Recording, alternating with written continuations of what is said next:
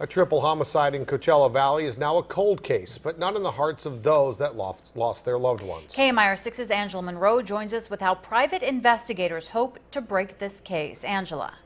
An 18-year-old girl's body found burned in a wheelbarrow. In the house, the charred remains of her mother and her mother's boyfriend. Next month, it will be 6 years since this horrible crime, and still no arrests, no answers. A private investigation team wants to solve this murder mystery. Drew Friedley can still see her sister's lovely smile in her mind. 18-year-old Becky, a College of the Desert student, had a magnetic personality and could make anyone laugh. My little sister was a beautiful person. She could light up the entire room with her smile. But Becky's life was violently taken, along with her mother Vicky and her mother's boyfriend John Hayward. Our mother and John were brutally murdered in their bedroom, and our childhood home was set ablaze.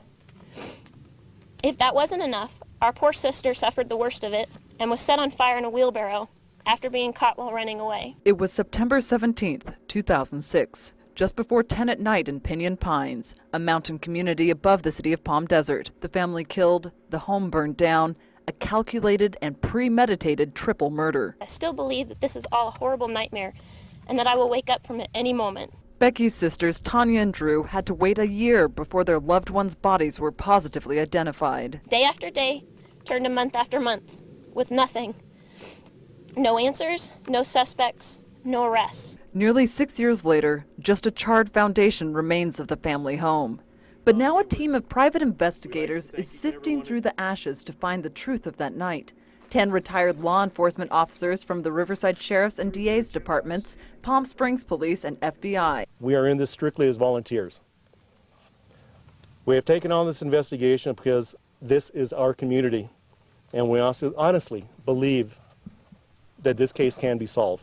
So to try to reinvigorate this cold case, investigators created a reenactment to shine light on that dark night. We believe that Becky may have walked in a situation inside her residence that she immediately recognized her life was in clear danger. Private investigators say Becky then ran out the door, fleeing into the dark, trying to survive.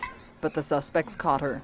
Investigators don't know if she was already dead or unconscious when the suspects put her in a wheelbarrow. We wheeled her back to the front driveway area.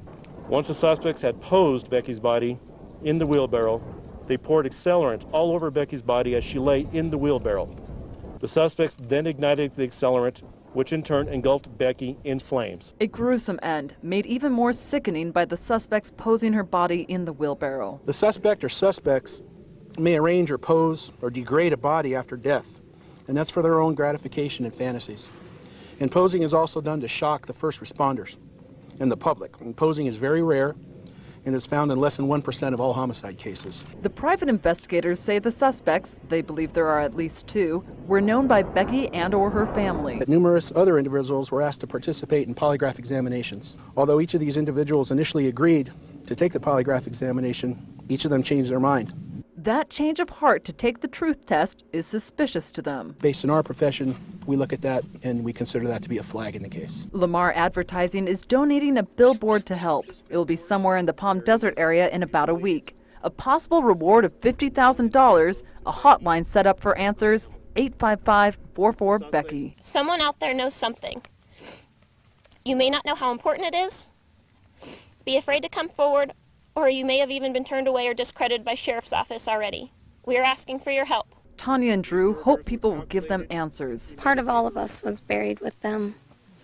And I think that for our sanity, it would help so much if somebody came forward. Some closure for the family they loved so much. Perhaps they are not stars, but rather openings in heaven where the love of our lost ones pours through and shines down upon us to let us know that they are happy.